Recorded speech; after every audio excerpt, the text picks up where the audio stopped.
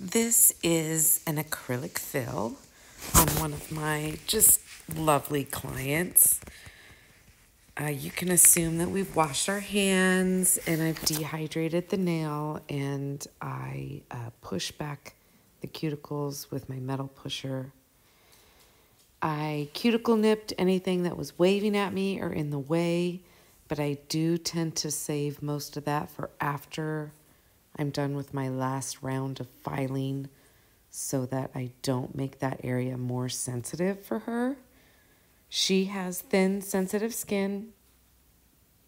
It's really important for me to be mindful of that when I'm filing, not only in my speed and the ceramic bit that I choose to keep it a little cooler, but also to make sure that I'm holding the proximal nail folds away from the bit and away from my hand file, because her skin tends to grab that file and I can file her raw really easily. So she is good practice for me to be very mindful in how to hold one's skin away from danger while you're filing.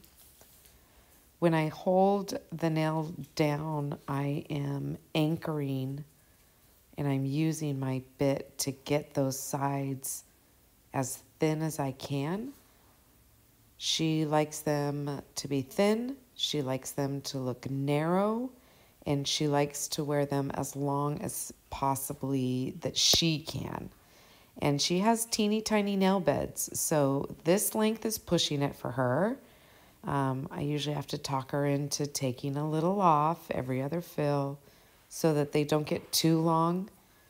I don't want to risk her breaking a nail, her snagging a nail, her having lifting, because those natural nails underneath are fragile.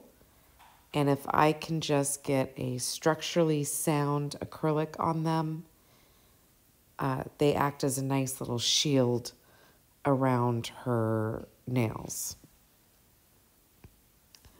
So my mission is not only aesthetically do I want to keep it thin and narrow, but we know that the thinner it is around the cuticle, the better it will hold. So I'm considering that as soon as I start filing. I want to make the product as thin and as beveled by the cuticle and again on the sides to make sure that they are light as possible while still being structurally sound. Any lifting and any popping off would really be extra hard on her nails. So again, it's just great practice in how to nail prep her nails is really how we should carry over to every client for just the best adhesion. Barb is an awesome, awesome, awesome client. She comes every 2 weeks, and that does make the fills a little easier for me, because that's just a great way to make sure they're always maintained, to not only look beautiful, but that they're always healthy. They're going to be tight to her nail plate. They hold better. We can get ahead of any problem before it starts.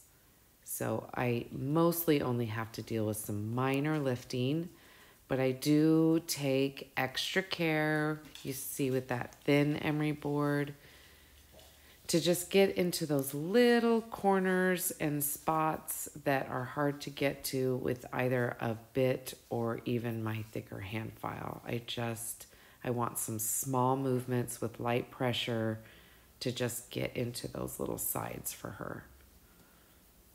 And that works really well for us to both make sure she doesn't get cut and so that her nails hold beautifully.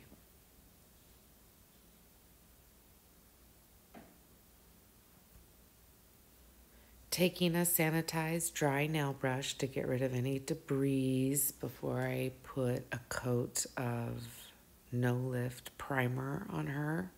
That works really well.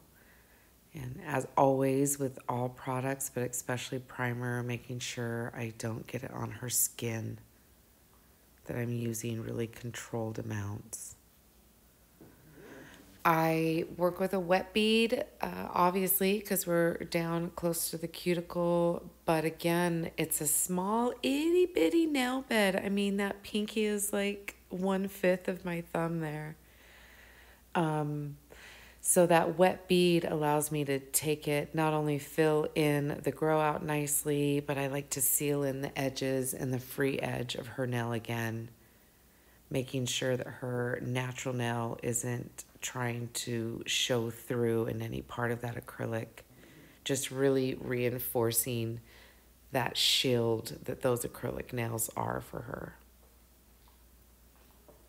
Sometimes when my brush is out of frame, I'm not necessarily picking up more product. You'll notice I'm picking up more monomer. I'm getting the brush a little more wet with monomer, which, yes, technically a product, but sometimes I'm just getting the brush a little more wet to flatten it out, smooth out that acrylic, and it's a wet enough yet controllable bead that I can do that without it flooding the sidewalls or the cuticle. The beauty of acrylic, am I right? Just the perfect bead that goes right where you tell it to. That nail was my favorite from start to finish. I often pick a favorite nail when I'm doing a full set or a fill, and she was so well behaved. The ring finger stole the show this time. Taking that wet bead and just smoothing it out, resealing the edges. So stinking gratifying. It's almost perfect without being filed. We love her. I go straight to hand filing after I'm done applying my acrylic. I do try to apply my acrylic in such a way that I don't have a lot of filing to do. Again, I think of that in the prep work and in the application. So at this point, I'm absolutely etching every bit of it, but I'm just perfecting it, if you will. This is when I take the most time to do cuticle work, to clean up cuticle, because in the filing time of prepping and after I've shaped the application, I have filed off a lot of the dead skin that needed to file off, rather than taking the time to cut it off. And I've created some fraying, so it just makes sense to clean it then. And I love that football bit underneath, sort of blend that natural nail into the product. And here you're going to make that free edge, the very end of it, just as thin as it can be, so they can still pick up some change or credit card.